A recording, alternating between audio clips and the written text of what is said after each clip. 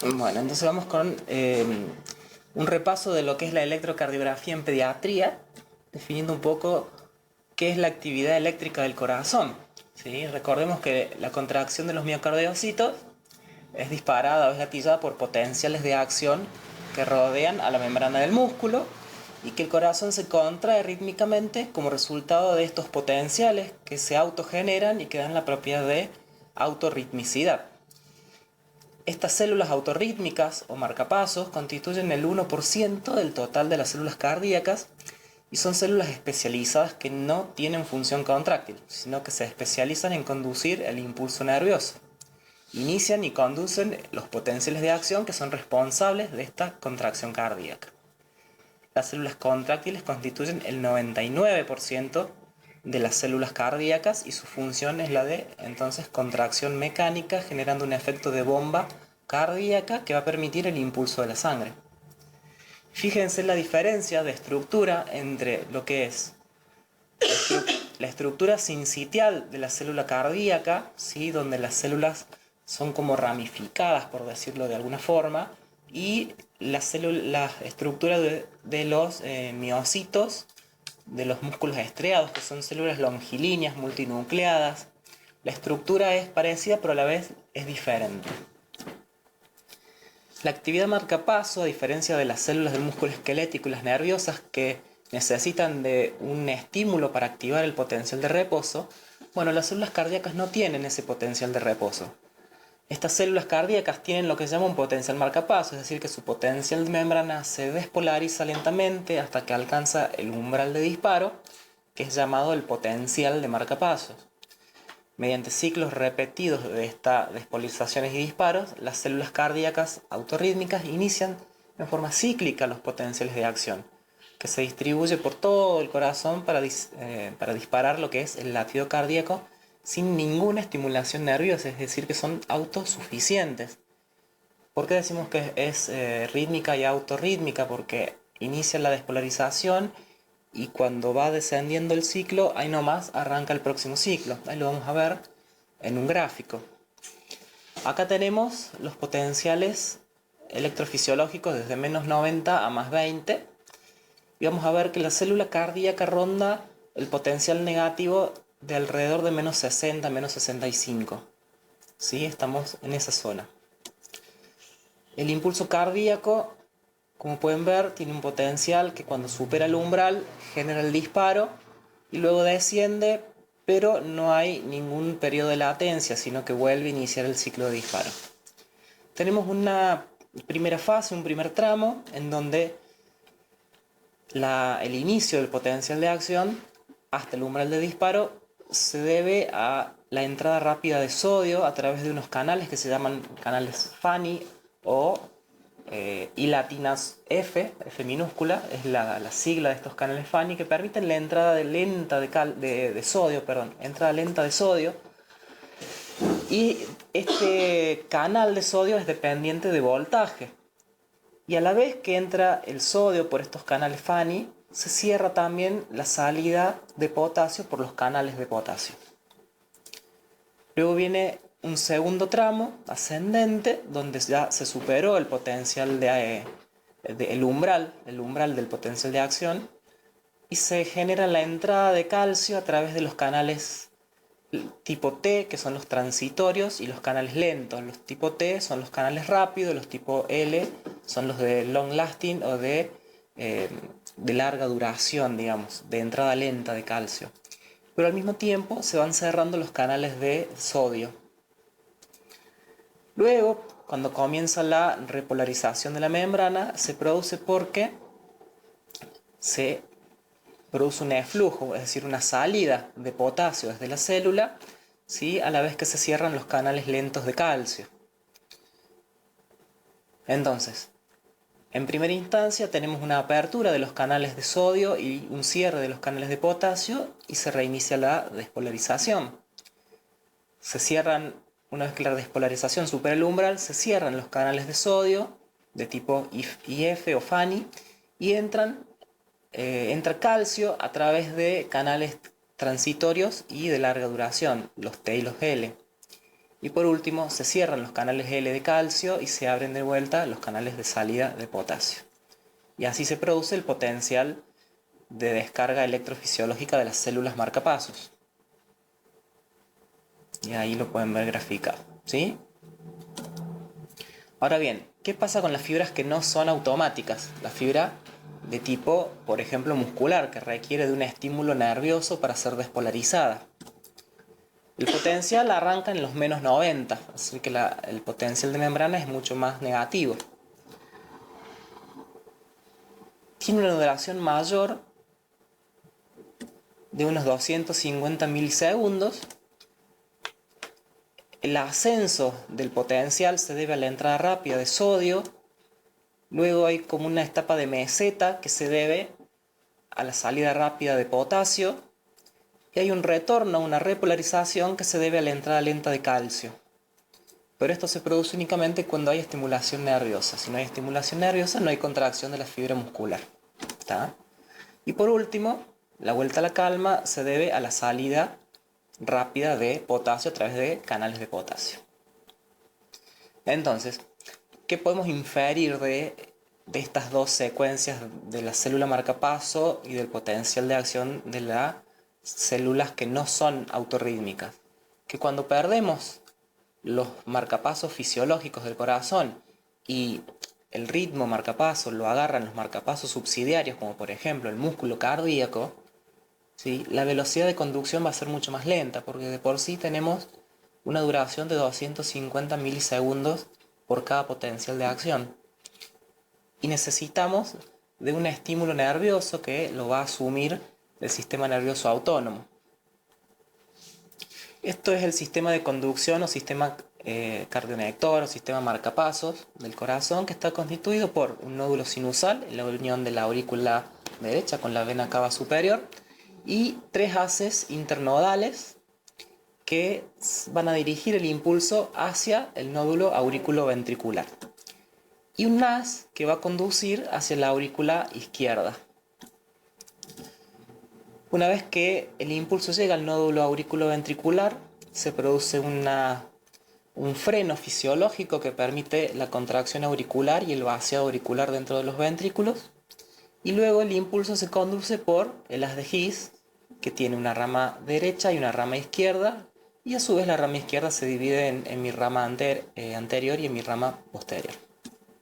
Si lo vemos en funcionamiento, veríamos una imagen más o menos así. Se genera el impulso en el nódulo sinusal, hay un freno a nivel del nódulo AB y finalmente se conduce por el sistema de Purkinje a través del haz de His y eso genera las contracciones. Fíjense que primero se contraen las aurículas y después los ventrículos y el freno coincide con el freno en el nódulo AB.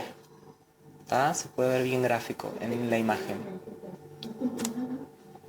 Bien, tenemos frecuencias cardíacas que son normales para la edad, ya sea que el paciente esté despierto o esté dormido. ¿Sí? Son rangos muy variables, pero de todos modos sabemos que en pediatría un valor menor a 60 nos llama y nos preocupa porque es lo que se considera ya una bradicardia sinusal significativa, como vamos a ver después en las arritmias. Pero hasta 60 consideramos que es lo mínimo y 180, término medio, podemos considerarlo 160, 180 como una frecuencia cardíaca máxima, tolerable. Pero, repito, va a depender de la edad. A medida que crecemos necesitamos menor frecuencia y somos menos dependientes del gasto cardíaco de la frecuencia cardíaca. Mientras más pequeño es el paciente, el gasto cardíaco depende más de la frecuencia que de otras variables. Acá vemos en esta tabla lo que es la frecuencia del potencial de acción marcapasos del nódulo sinusal, que en un adulto normal es de 70 a 80, el nodo AB es de 40 a 60, el haz de His y el haz de Purkinje es entre 20 y 40. Y si tomamos el músculo cardíaco como marcapasos errático, la frecuencia es mucho menor. Por eso la diferencia entre el potencial de acción que yo les marqué de la célula cardíaca autorrítmica y la célula ya sea nerviosa o muscular común y convencional. Bien, Vamos a ver cómo es entonces un trazado normal, ya sea en pediatría o en adultos. ¿Cuál es el trazado normal? En primer lugar, definir qué es la representación gráfica de la actividad eléctrica cardíaca en forma de ondas preestablecidas y reconocibles en una tira de papel, generalmente termosensible, previamente diseñado para tal fin y que corre a una velocidad previamente fijada por el operador. Vamos a ver que hay 3 velocidades. Como todos sabemos, el papel del electrocardiograma tiene un cuadrillado muy particular. En sentido horizontal medimos todo lo que es tiempo y en sentido vertical medimos todo lo que es voltaje, el tiempo en segundos y el voltaje en milivoltios. Si tomamos uno de los cuadraditos más grandecitos, vamos a ver que a su vez está dividido en otro cuadrillado especial. Y acá podemos ver entonces un cuadrado, y acá tenemos la imagen ampliada. Cada cuadrado grande a su vez tiene una cuadrícula.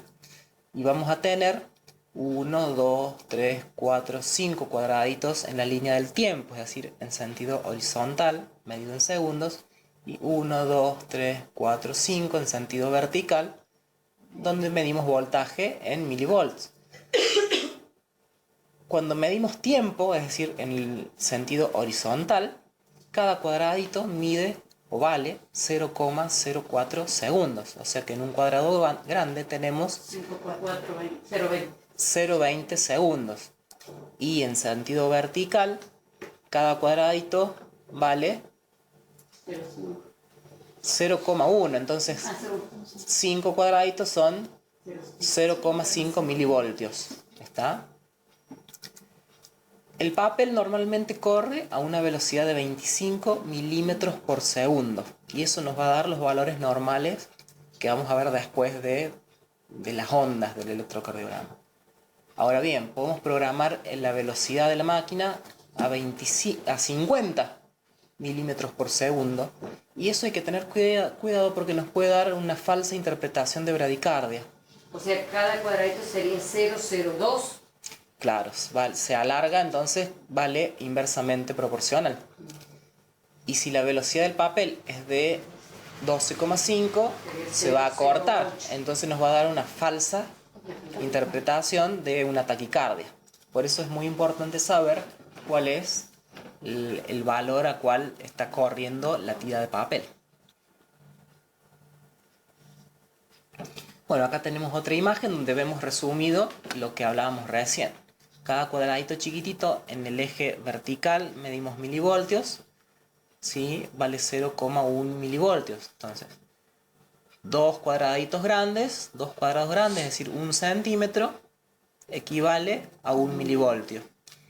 Y un cuadradito grande que contiene 5 cuadraditos pequeños en el tiempo son 0,20 segundos. ¿Sí? ¿Eso quedó claro? Bien. Ahora vamos a ver cuál es el trazado electrocardiográfico. Como todos sabemos, tenemos ondas específicas. ¿Las recuerdan? Onda P, La onda P, que la despolarización de la aurícula, el Bien. QRS, la despolarización de los ventrículos ventrículos, y la T, que es la repolarización. Perfecto. Entonces, en este trazado vamos a ver, en primer lugar, vamos a ver el inicio de la onda P, ¿sí? Que la onda P es la sumatoria de dos hemiondas. Vemos una sola, salvo que haya algún tipo de alteración que me permita ver por separado, ¿sí? La onda P mellada, o la onda P que se suele llamar onda P mitral, ¿sí? Entonces, la onda P es la superposición de dos ondas positivas que corresponden a la contracción o despolarización de aurícula derecha y de aurícula izquierda. Vemos como una sumatoria. Luego de la onda P viene el segmento PR. Entonces fíjense que entre dos ondas, que luego viene el segmento, venimos ahí, tenemos entre el inicio de la onda P y el inicio del QRS, tenemos el intervalo PR. Luego viene el complejo QRS. Entonces, entre una onda y otra hay segmentos. Y entre el inicio de una onda y de otra onda hay un intervalo. ¿Está? Entonces termina el QRS y empieza el segmento ST, está entre una onda y otra onda. Luego viene la onda T. Entre el inicio del segmento ST y el final de la onda T tenemos el intervalo ST, y entre el inicio de la onda Q y el final de la onda T tenemos el intervalo QT.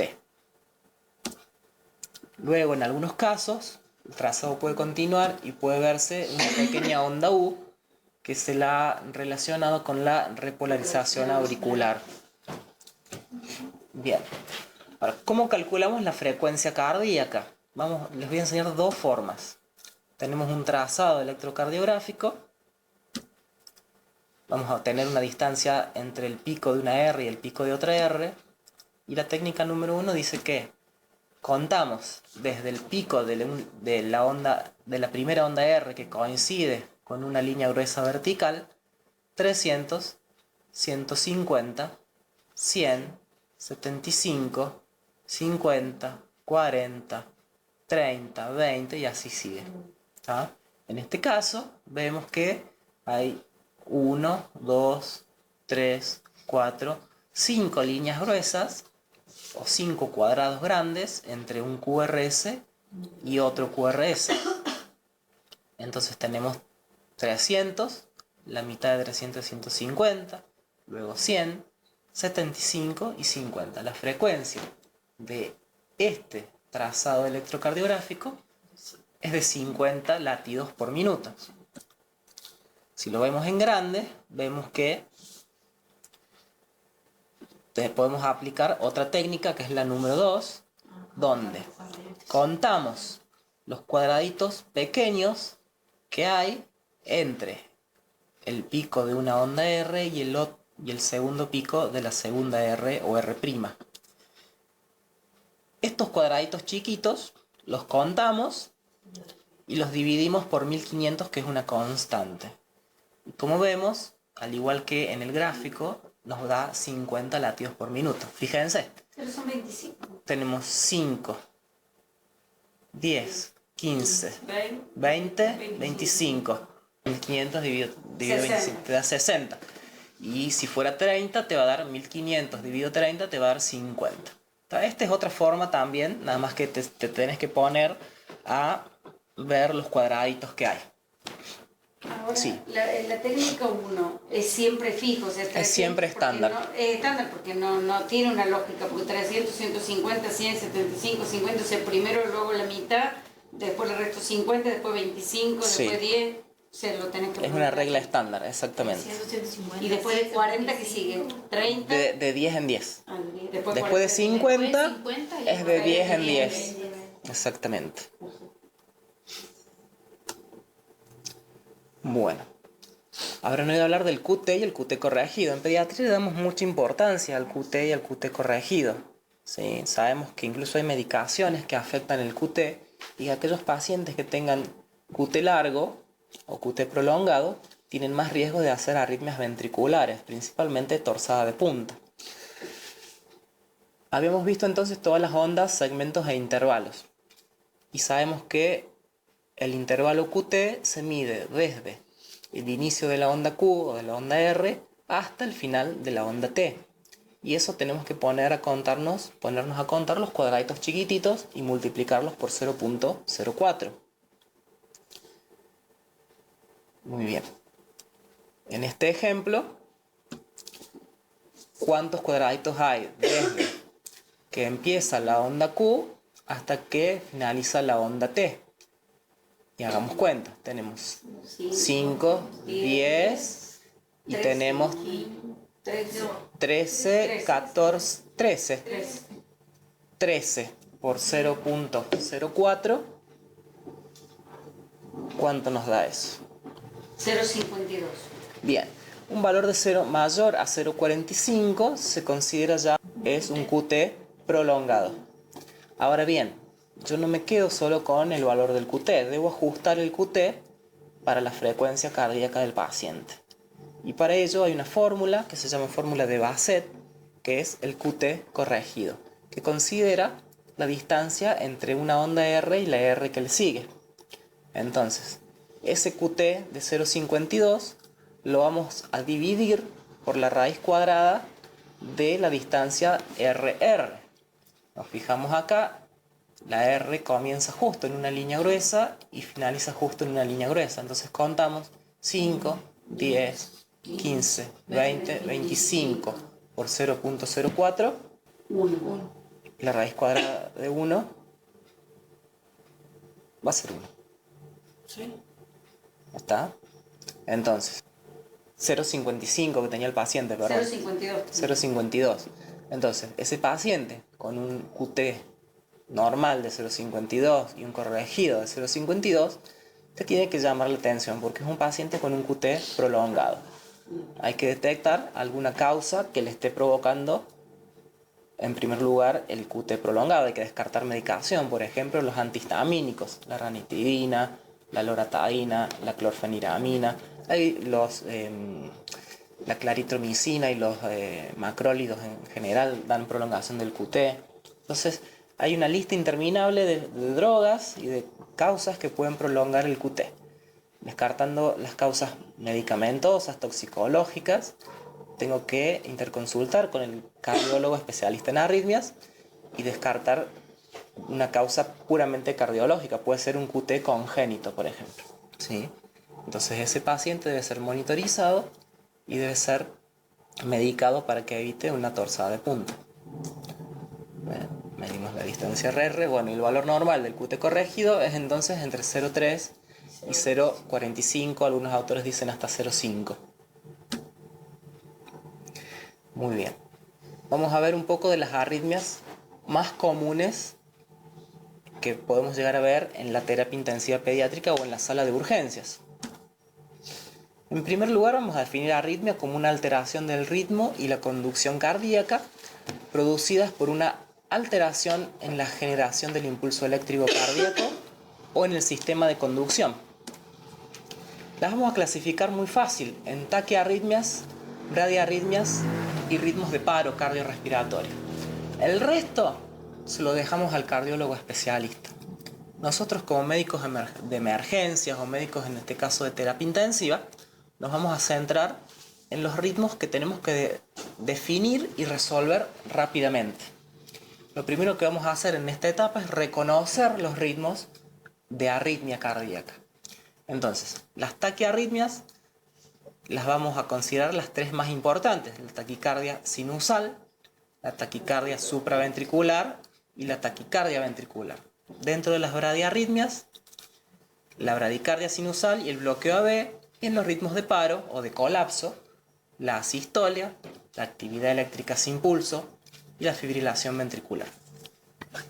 Vamos a decir que una taquiarritmia se va a caracterizar, ¿por qué? Porque tiene una frecuencia cardíaca que es más rápida que la esperada para el percentilo 50 para la edad. Y la bradiarritmia igual, es decir, una frecuencia cardíaca por debajo de la frecuencia promedio o del percentilo 50 esperado para la edad. Pueden ser primarias, en el caso de las cardiopatías congénitas, o secundarias o adquiridas, ¿sí? También, por ejemplo, por una cirugía cardiovascular que afectó, supongamos, el nodo AB porque tuvo que hacer una inserción y una desinserción y una reinserción de la válvula AB, o tuvo que hacer una sutura de un cleft mitral. A veces tocan el nódulo AB y quedan los pacientes bloqueados, ¿sí? Entonces, las bradiarritmias más frecuentes que vamos a ver después de la bradicardia sinusal son los bloqueos. Y las causas pueden ser las secundarias, la cirugía cardiovascular o la cardiopatía congénita en sí, pero podemos tener hipoxia, acidosis, hipotermia, hipotensión como causas de bradicardia.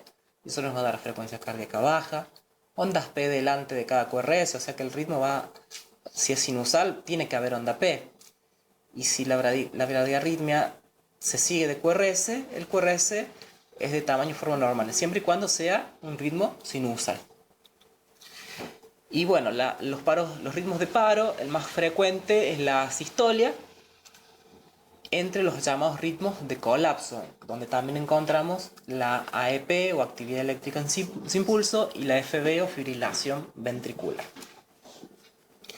Aquí tenemos un claro ejemplo de bradicardia sinusal.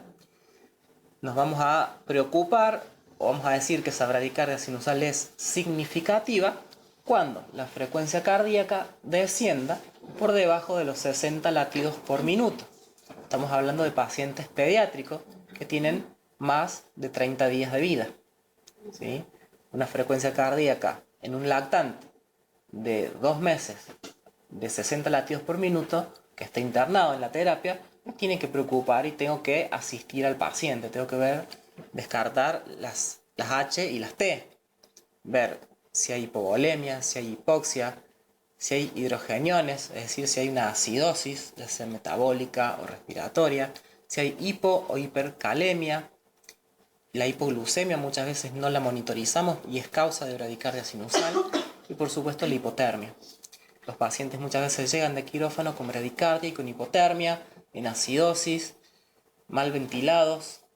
Entonces debemos monitorizar a todo paciente que vuelve de quirófano con gases en sangre y conectar rápidamente el monitor del multiparamétrico o hacer una tira de electro.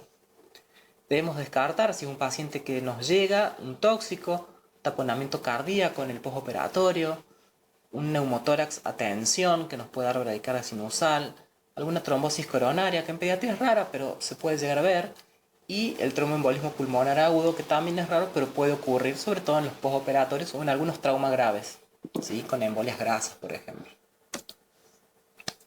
Después tenemos los bloqueos de tipo AB, que pueden ser de primer grado, de segundo grado y de tercer grado. El bloqueo de primer grado, si se fijan, vamos a buscar la flechita, la distancia que hay entre la onda P y el QRS se va alargando, exactamente, se va alargando, pero no llega a dejar de conducir. Simplemente se va alargando y después retoma su ritmo normal. El bloqueo de segundo grado puede ser tipo MOVITZ 1 o tipo MOVITZ 2. En el MOVITZ 1 vamos viendo que la distancia, mejor dicho, el intervalo entre la onda P y el QRS, o sea el intervalo PR o PQ, depende del autor, se va alargando hasta que bloquea y no conduce. Ese es el bloqueo AB de segundo grado tipo MOVITZ 1. Es muy fácil de reconocer, ¿por qué? Porque se va alargando progresivamente el PR hasta que se bloqueó y no condujo un QRS. Hay un espacio hasta que reaparece la onda P y el QRS. ¿Se entiende? ¿Está ahí? Luego tenemos el bloqueo AB de segundo grado tipo MOVITZ 2, en el cual se produce un alargamiento del intervalo PQ, pero que es variable y en algún momento no conduce. ¿Está? El bloqueo, ¿se entiende, no? O sea, no hay una frecuencia, no hay un alargamiento, no hay un alargamiento fijo. Si no es cortito, no conduce, largo, no conduce. Exactamente, es variable, digámoslo así, desordenado, el alargamiento o la variabilidad del intervalo PQ o PR hasta que se bloquea. Pero siempre vemos que hay dos ondas P con un QRS que falta. Y el bloqueo AB de segundo grado avanzado es muy parecido al bloqueo AB completo. Hay ondas P sin QRS, pero puede haber dos o más ondas P que no conducen hasta que hay un QRS. Exactamente.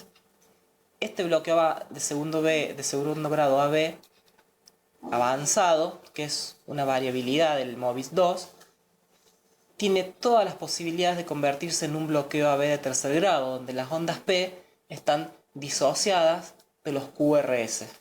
Es decir, las ondas P no conducen, entonces los ventrículos que tienen ritmo de escape. Por eso fíjense que el QRS del bloqueo AB de tercer grado es anormal, es ancho, pero tiene una configuración estructural anormal, el trazado es aberrante y es extremadamente ancho.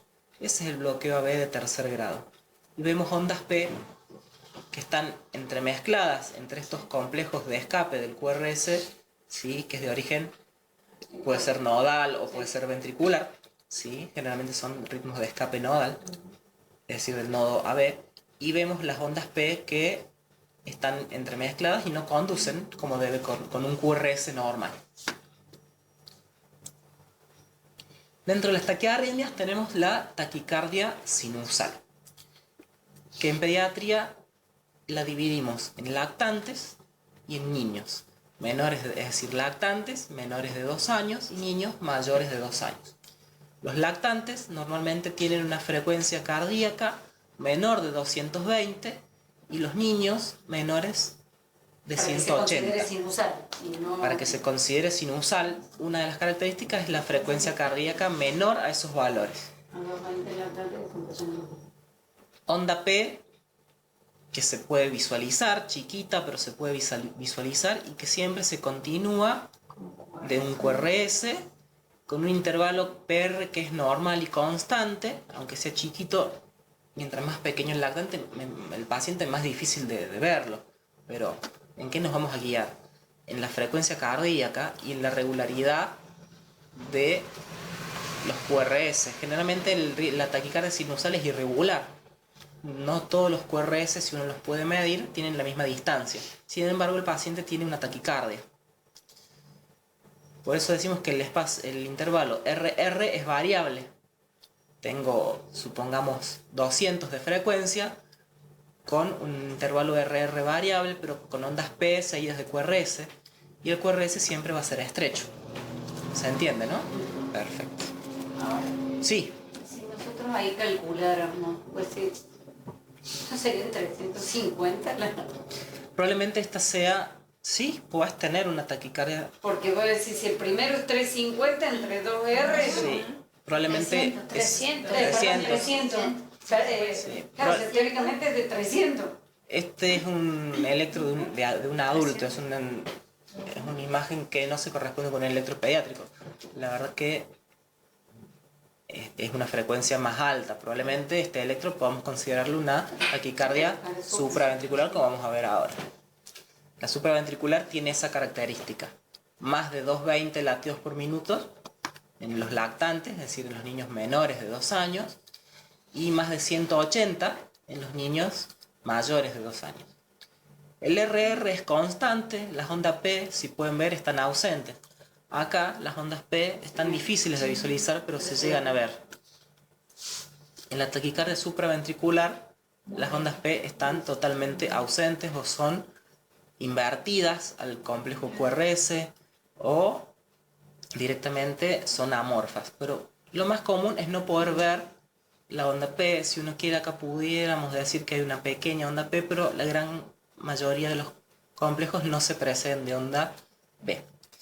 Y el intervalo RR, acá lo podemos ver bien, es constante. Esa es la característica de la taquicardia supraventricular. Y además es una taquiarritmia que empieza y termina en forma súbita. Si se repite en el tiempo, o sobre todo si se hace sostenida, requiere tratamiento. Acá estamos reconociendo, entonces no vamos a hablar de tratamiento, pero sabemos que la primera línea son las medidas vasovagales, y si el paciente no responde a esas medidas vasovagales, como por ejemplo una bolsa de agua fría en la cara, tenemos que pasar a la cardioversión, que puede ser química o eléctrica. Si el paciente está hemodinámicamente inestable, no tengo que demorar la canalización y el uso de adenosina, sino que tengo que ir directamente a la cardioversión sincronizada con el aparato desfibrilador. Pongo el aparato, lo programa como cardiovertor y lo pongo sincronizado. No debo demorar en caso de inestabilidad hemodinámica, que la defino por hipotensión, mala perfusión, estado de shock cardiogénico. Después, otro ritmo taquiarrítmico muy común es la taquicardia ventricular, que tiene complejos anchos. Complejos QRS anchos, que son regulares, que son monomórficos, con una frecuencia que varía entre 150, 200 o a veces un poquito más de latidos por minuto. Obviamente las ondas P están ausentes y las ondas T generalmente están invertidas. ¿Está? Complejos anchos. Muchas veces La taquicardia supraventricular, cuando se vuelve aberrante, se parece mucho a la taquicardia ventricular. Pero de pronto, si estoy atendiendo a un paciente con taquicardia supraventricular, lo cardiovierto o le hago adenosina y de golpe recupera el ritmo sinusal normal y inmediatamente me empieza con un ritmo con complejos QRS anchos donde no identifico onda P, no tengo que pensar que me haya hecho una taquicardia ventricular, tengo que primero descartar que sea una taquicardia supraventricular aberrante. Bueno, en ese caso necesitamos del cardiólogo, ¿sí? Del arritmólogo. Ese paciente va a necesitar medicación, ¿está? Pero lo que les quería referir es que tiene una morfología muy similar a las taquicardias ventricular. Y por último entramos en lo que son los ritmos de paro, donde el más común es la sistolia, donde ¿qué vemos? Vemos una línea regular y constante con ausencia de complejo o presencia de ritmos de escape. Es decir, son pequeños complejos de tipo nodal o ventricular, donde vemos que el corazón trata de latir a través de marcapasos subsidiarios que generalmente los asume el músculo ventricular. Entonces tengo QRS muy espaciados, muy aislados, que son ineficaces, que no son capaces de generar una contracción y no son capaces de generar un ritmo. Esos se llaman ritmos de escape. Pueden ser nodales, ventriculares o auriculares. ¿Y cómo los voy a ver? Como un complejo QRS muy aberrante, muy dismórfico y sobre todo aislado. Incluso pueden pasar un minuto entre un complejo y otro más.